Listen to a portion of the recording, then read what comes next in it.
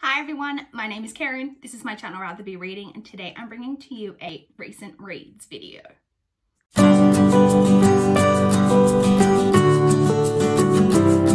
It has been a week since I last checked in for a recent reads video.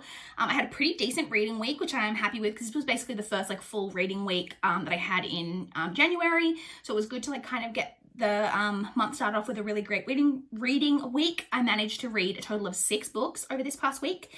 I was back at work on the 4th, so I'm back trying to listen to some audiobooks and just getting through books. So let's jump straight in and talk about all of the books that I managed to read this past week. So the first book that I completed was in fact an audiobook, and that is The Chain by Adrian McKinty, which is narrated on audio by my favorite audiobook narrator, January Lavoie. I don't think I've ever heard her narrate anything outside of the Diviner series, but the Diviner series are my favorite audiobooks. I think January Lavoie is crazy talented, and so when it came across the audiobook and it was narrated by January Lavoie, I was like, yes, January Lavoie. I was really excited, and she does an amazing job as per usual. So this is a thriller novel that is about a woman who one day she is driving somewhere and she gets a call over her mobile phone, basically with someone saying that they've kidnapped her daughter, and that in order to get her daughter back, she has to both pay a ransom but also kidnap another child, and that until she kidnaps another child, her daughter won't be released, so on and so forth. So it's a thriller. This is not a mystery thriller. This is more of an action suspense thriller, and the premise is super interesting, and I really liked the idea of there being this chain of events, chain of kidnapping that keeps people in line, asking you to do something illegal so that you therefore don't feel like you can report the crime, but you have to do that in order to save someone, all of that type of thing. All of that content was really, really interesting. This was pretty fast-paced, suspenseful. I will say that the main character that we're following was a little bit insufferable at times, but at the same time, to be fair to her, she is going through an incredibly tough time. She's already had a lot going on in her personal life before the whole kidnapping situation, and then she's really got to, respond to that. I will also say I think that the first half of the book is a lot better than the second half, but I did still enjoy the whole novel overall, and I gave it 4 stars. I really did think it was a pretty solid thriller, and I enjoyed it, and like I said, I gave it 4 stars.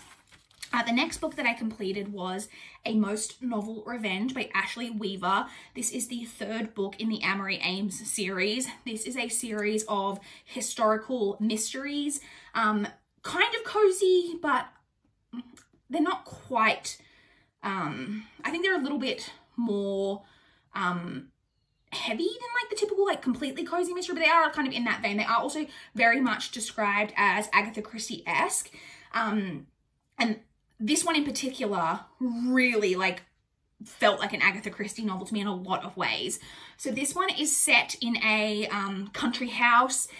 There is a whole group of people for a weekend or week away in the country at this country house when someone is, so it's all of the people who are there except for the main character. She's been invited there by someone else, but the rest of the people there are all people who were at this house when a death took place several years previously that caused a lot of scandal. All of the people have come back together for reasons, and then stuff goes down from there. I really enjoyed this one. I love this series. I love the characters. The main character, Amory, and is just so enjoyable to read from. I just honestly think these are really well written, really well done. This one felt very Agatha Christie in that as well. To be fair, I don't think these are super guessable mysteries like this one. I don't really think is. There's a lot that kind of goes on that you can pick up on little elements, but I think it's quite hard to put the whole thing together, which honestly does feel a lot like Agatha Christie, because that's what Agatha Christie's mysteries are like, but that doesn't take away my enjoyment. I enjoy these so much. I get such enjoyment out of them. In the end, I gave this 4.25 stars.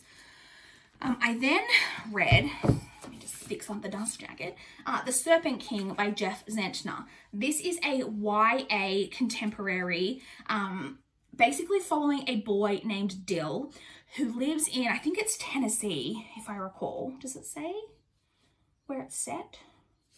It does. Oh yeah, Tennessee. So they live in a rural Tennessee town, and he has a lot of issues in kind of his past. His father has recently been jailed, but they come from a very religious background. His dad was kind of this like minister at kind of a church, but like kind of a really like crazy kind of out there minister who was like believed in like taking some like low levels of poisons and like handling really poisonous snakes in order to prove that like if you didn't die from doing these things, and that meant that you were like chosen by God, like that type of level of person. He's recently been imprisoned, so it's just now Dill and his mother, who have a lot of debts, are really struggling to kind of get by on the day-to-day. We're also following Dill's two best friends. We have Lydia, who is a plus size fashion blogger, who really is just trying to get out of this small town. She wants to go to New York to study fashion at college, and is just really trying to move on from this town. And then we have Travis, who is, he's like a 6'6", like huge bear of a guy, but is just like so soft and beautiful on the inside. He's very like obsessed with like fantasy novels. This one series in particular that he like loves. He just kind of like marches to the beat of his own drum, if you will, and doesn't care what other people think of him. He like wears like a dragon pendant like around his neck and like carries a staff, like I mean like a wooden staff. Like he just doesn't care what other people think. And we're basically following their story as they kind of navigate their final year of high school and navigating everything that's kind of going on with them. I had kind of mixed feelings. Not mixed, I enjoyed this. Like I enjoyed this book. I sobbed. If you've read this, you know what I'm talking about. I sobbed through like a good portion of like the back half of this novel. I really, like, it really did touch me like emotionally. Having said that, I am an easy sell when it comes to crying. Like I'm a little bitch when it comes to crying in like books and stuff. But this just has a lot of commentary on like kind of inherited trauma and trying to like overcome the expectations that other people put on you. Including when those expectations are like not like that you necessarily living up to this great ideal, but sometimes when people have really low expectations of you, that they don't want you to go on to bigger and better things, that type of thing. The only real downside to this, with me, there are a lot of trigger warnings in this as well, so I think be careful, like do some research into that if you have things that you're sensitive to. But the only real struggle I had with this was Lydia. She was kind of insufferable at times. She just was very self-righteous and had a lot of opinion. She was very opinionated, but like in a way that was just like, it was her way or no way. And I think she very much like ran over the top of people in a way that I didn't always like love. There is also somewhat of a romance in this that I don't think that they needed to do. But in the end, I gave it 4 stars. I think it's a really solid YA contemporary, and I did overall enjoy it. The next book that I read was an ebook. It was actually a novella, and it's Intrigue in Capri by Ashley Weaver. So this is just a little novella that's book 3.5 in the Amory Ames series. So it's very short. It's only like 50 pages. This follows Amory and Milo as they are in Italy. So one of the whole themes that's going throughout the 3rd book in the series is that they're at this country estate and Milo didn't really want to go, and he's just like, we could have been on holiday in Italy. It's like a running thing with them that they could have been on holiday in Italy. And after the events of that book, they finally decide to go to Italy, and this is like a little thing that happens to them while they're in Italy. I did enjoy this. It was super short. It was fun. Nothing really amazing. There's nothing like you could really sink your teeth into with this because it was so short. But I still enjoyed it just because I enjoy these characters. I gave it 3 stars because like it wasn't anything like incredible, but I did like enjoy it, like because I enjoy these characters. The next book that I read was Little Cruelties by Liz Nugent. This is a NetGalley ARC, so I did receive a digital copy of this in exchange for an honest review. This is already out and published. So this is described as being a thriller. It's basically about it's set in Ireland. Liz Nugent is an Irish author.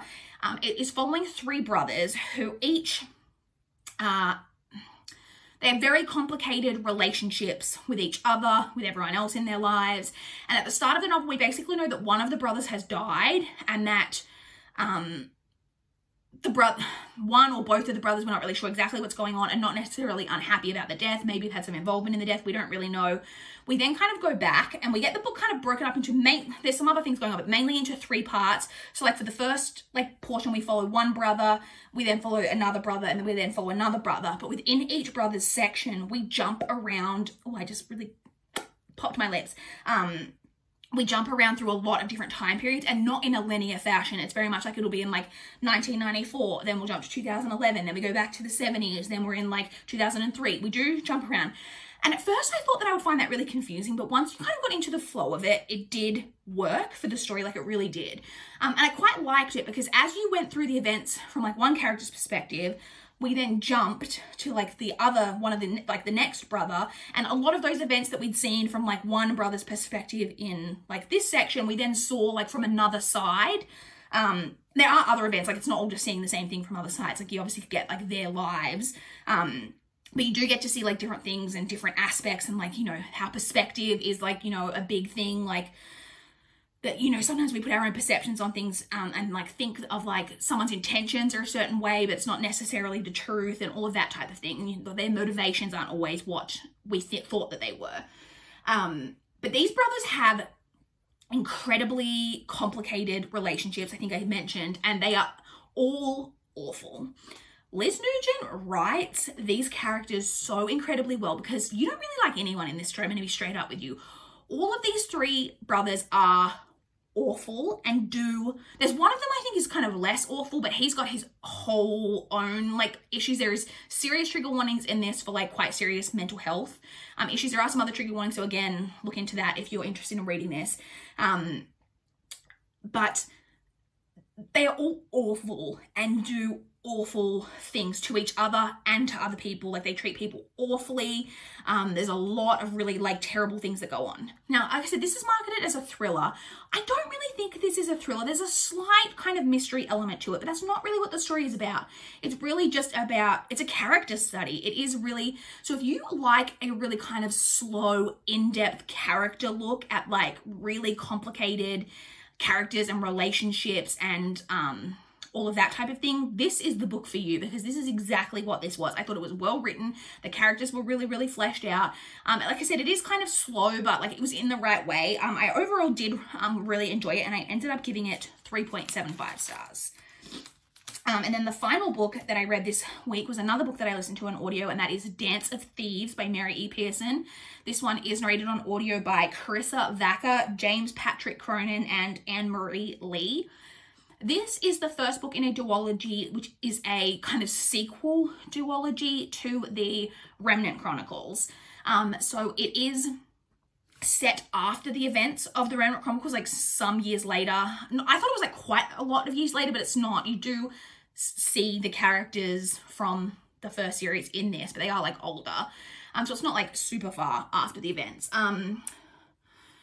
If you want to know whether you can read this without having read the Remnant Chronicles, I think you can, but I think that there's very little world building in this book. Like it's pretty much like kind of written to you as if you know about the different like kingdoms and things. So that may be kind of hard to follow if you haven't read the Remnant Chronicles. This is also quite long. I believe the audiobook's like 16.5 hours long. I believe the physical book is over 500 pages.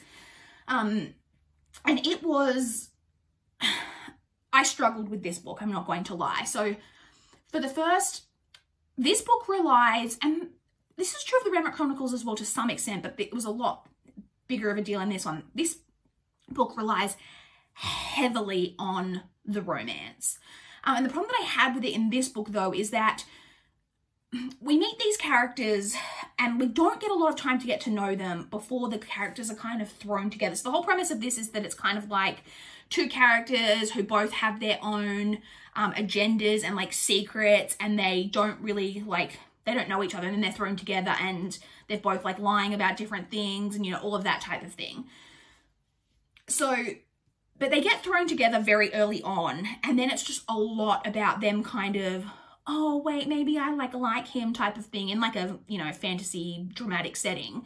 But I feel like we didn't get enough time to really connect to these characters as individuals before we were supposed to then root for their romance. And so to be quite frank, I did not care about the romance for the most part. And the romance is a massive portion of this book. And the whole first half is incredibly slow. I really think that a good portion, well, I think that a good portion of this could have just been trimmed down, but then at the same time, I'm like, maybe they could have trimmed away some of the really unnecessary stuff and spent more time establishing these characters before we like got thrown into the romance. But it's very slow. So I really considered DNFing this, I'm not going to lie. But I looked up reviews, and there was a lot of reviews that said that the ending was really great. And then I looked up like a couple of like what the ratings and things that people had given the second book to see whether, like, because I was like, if this gets okay reviews, but then the reviews of the second book are all like 2-star, 3-star, I'm not going to bother. But the ratings of the second book are pretty good, and people seem to like quite like the ending of this book.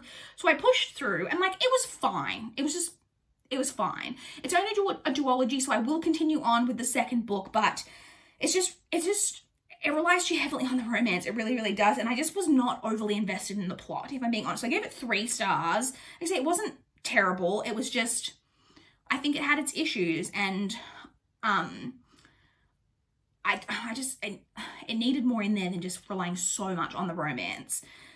That's all I really have to say about it, honestly. So that's it. Those are the 6 books that I read this past week. In terms of what I'm currently reading, I'm currently reading Silent Night by Nell Patterson. This is another one of my NetGalley arcs. This one is a thriller that follows a sign language interpreter, British sign language interpreter.